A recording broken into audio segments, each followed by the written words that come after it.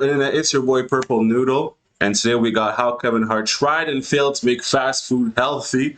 Of course, that man's going to fail. He's too short for this kind of industry. Pause. But I am the creative director at xCephasx Studios, where we make animations for snack brands and clothing brands. So if you need animation, all my information is in the description. Let's go, baby! You've gotta have Hart. But whoever they were, they clearly weren't talking about Hart House, a vegan fast food restaurant founded by comedian Kevin Hart. Despite the best intentions, the chain was so short-lived, it's likely you never even heard of it before it blinked out of existence forever. So what went wrong? Well, today we're cracking the ribs on the sudden death of Hart House, Kevin Hart's vegan fast food restaurant. But before we get started, be sure to subscribe to the Weird History Food channel. After that, please leave a comment and let us know what other bygone fast food chains you would like to hear about. Okay, time for some food that was too fast. Born in Philadelphia, Pennsylvania on July 6, 1979, Kevin Hart began his career as a stand-up comedian, getting booed regularly, and would later recall one performance during which a particularly dissatisfied crowd pelted him with chicken. From those humble beginnings, Hart rose to become one of the most popular comedic actors of the past decade, after a string of hit comedy albums and roles in popular movies like Jumanji and The Secret Life of Pets. In 2015, Time magazine named him one of the 100 most influential people in the world. So it's no surprise when he set out to use some of that influence to convince people to live a little healthier. To quote the self-proclaimed health nut, being healthy is important to me because you get one life, unless you're a cat from one of his pet movies. To that end, he routinely exercises 6 to 7 times a week, while doing his best to stick to a healthy diet that includes things like brown rice, baked chicken, vegetables, and salads. But Hart didn't just intend to lecture people about being healthier, he wanted to actually help them do it. So that's not a bad idea. See, the idea in retrospect is not a bad idea. It's just there's different food options that are vegan that are already in major brands. Trying to jump into this fast food market, which has major superstars like McDonald's, Burger King, Chipotle, things of the sort, it would have just been easier if he had a product that was a vegan product that he could take to other different chains. Because he's already such a big name celebrity, anybody would have been like, yeah, of course, let's introduce the Kevin Hart burger, or let's introduce this thing or this item that is the Kevin Hart item. Because then you're just putting your product into another company's infrastructure and food supply chain versus trying to compete against the other conglomerates. Once you try to compete against the other conglomerates, they are going to do everything in their power to make sure that you have no namesake. He should have just had been like, oh, this is the Kevin Hart vegan burger, blah, blah, blah. It is this and these kind of products that go into it, and then it can be shelled out to a Burger King, Taco Bell, whatever the case might be, right? But going up against the big boys, ooh, baby. So in 2020, right in the middle of the global pandemic, he decided to open his own restaurant chain. Hart would then spend the next year in meetings and focus groups going over every conceivable detail of the business, from the color scheme of the menu to the consistency of the salad dressing. In his own words, everything was a process. That process finally paid off in August of 2022, when he opened up the very first Hart House fast food restaurant. Hart House looked a lot like any other fast food burger joint, but working closely with chef Mike Salem, former head of culinary innovation at Burger King, Hart had come up with a menu that was entirely plant-based. According to Hart, the idea behind Hart House was to give people an alternative to fast food. As he put it, the chain was intended to be an option for people who have curiosity about plant-based foods but don't necessarily have the locations to go for it or know where to look.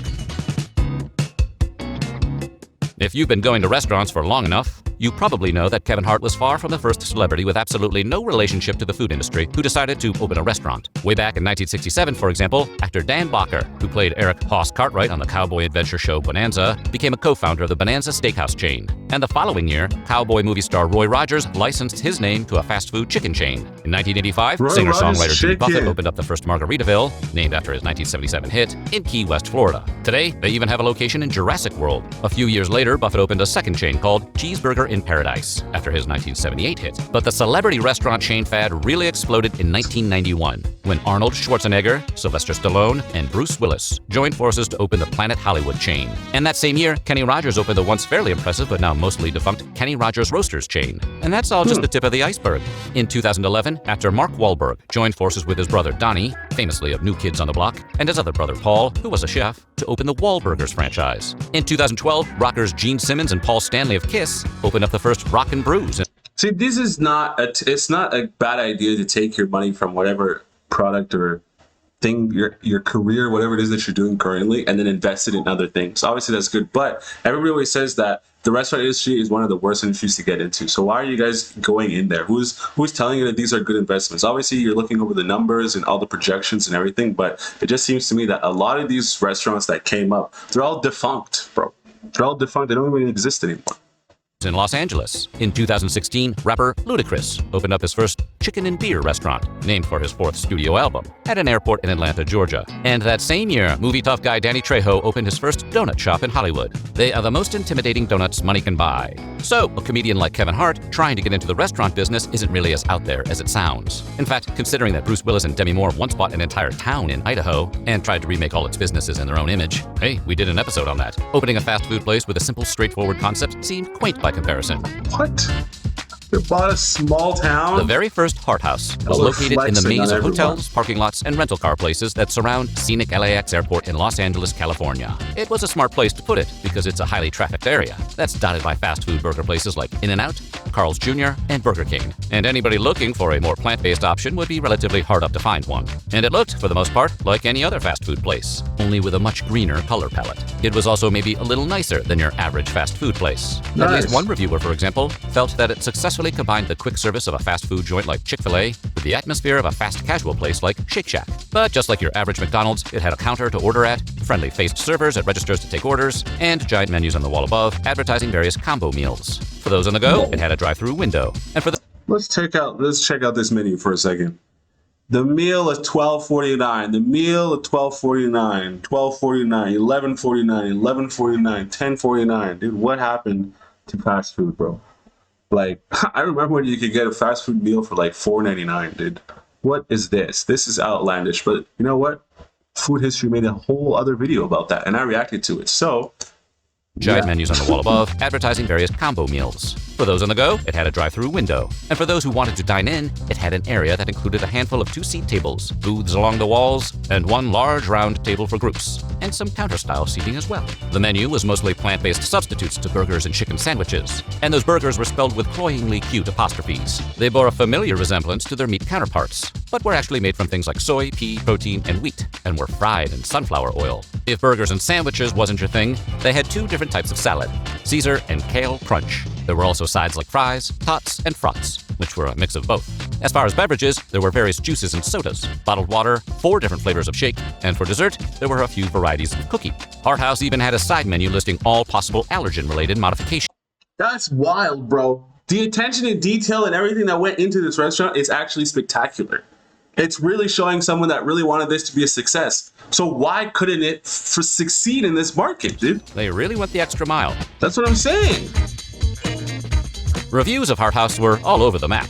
Food critic and TikTok influencer Keith Lee, who's not generally a fan of vegan food, gave it a shot at the request of Hart himself and came away loving it. He raved about the fries and the Oreo shake and said he wouldn't have known his burger wasn't meat if he hadn't been told. A reviewer for Takeout.com, on the other hand, who said he had no problem eating vegan cuisine like Beyond Meat or Impossible Burgers, thought the food was just plain bad. He found his plant-based burger patty to be the softest he ever had, and compared chewing the fake chicken nuggets to the experience of eating a wet sponge. That being said, he did like the spicy chicken sandwich and the milkshakes. A reviewer for TheBeats.com came down right in the middle, showing up the original Hart House on opening day. She thought most of the food tasted like it had been sitting around a while, and resolved to try again when the place was less busy. But regardless of the reviews, the people behind Hart House had big plans. Over the following year, the chain would expand quickly, and by 2023, it would have locations in Monrovia, Hollywood, and on the campus of the University of Southern California. But that was really just the beginning, or at least it was supposed to be. In an interview given that year, Hart House's Chief Development Officer, Patrick Chamberlain, boasted that the chain planned on having 100 locations open by 2025, and aimed on being a household name to consumers within the decade. To that end, they were making deals to open an additional 45 locations across California. Riding trends that indicated people were eating less meat, it seemed for a while like Hart House had a good shot at being a major disruptor and a huge success in the fast food industry. And then, one day, it suddenly flatlined. The demise of Hart House came in September of 2024, when all 4 locations closed forever, without warning to their patrons. To date, no specific explanation for the sudden shutdown has been given. The closest thing the company made to an official statement was a September 10th Instagram post that simply read, "Thank you to our teams, guests, and community, who helped make the change we all craved." a heartfelt goodbye for now as we start a new chapter. While we may not have an official postmortem, other restaurants that have closed over the past few years have all had the same challenges in common. For starters, far more established restaurants weren't able to survive the COVID-19 lockdown, so opening a new chain during that period and trying to grow it in the difficult years that followed was probably difficult. Not that it would have been a cakewalk otherwise. Even on a normal day, the fast food business is one of the most competitive industries on the planet. Even places that aren't betting the farm on a risky all-vegan menu have a very small chance. That's what I'm saying. The margins in the restaurant industry are crazy. And plus, at the time of the pandemic, worst time to open the restaurant since everybody else is closing theirs. So there was just such an uphill battle that it probably wasn't something that was feasible. Eventually, he's probably coming out of pocket to keep the stores open. And it just eventually it didn't turn a profit, so he had to shut it down. It makes perfect sense. Like I was saying, you can't go against the big boys, bro. Even the big boys were losing in this time. Of success. The chain's rapid expansion was also a high-risk move, especially given that Hart House chose to open locations in highly competitive and costly areas of Los Angeles. There was no real margin of error, which may have left the company without enough time to work out the kinks and adjust to the demands of the marketplace. Also, it's worth mentioning that Los Angeles is already one of the most vegan-friendly cities in the United States, so diners had plenty of options before Hart House opened its doors. Despite the novel idea of an entirely meatless fast food joint, Hart House was facing stiff competition from all sides. And finally, recent trends in the Los Angeles dining scene indicate that Angelenos may be increasingly turning away from plant-based foods and eating more meat again. So it also may have been a case of wrong place, wrong time. Maybe he should have opened an all-meat vegan restaurant. That's the thing. We'll never really truly know. Everybody has kind of stopped eating this whole vegan thing, and now they're coming back to meat-based products because a lot of people are finding that the vegan diet wasn't actually healthy for them. People were getting a lot of diseases and different things that were happening. So realistically, this whole vegan thing, I don't know about it. Personally, I've never been a vegan. I love the meat. Pause.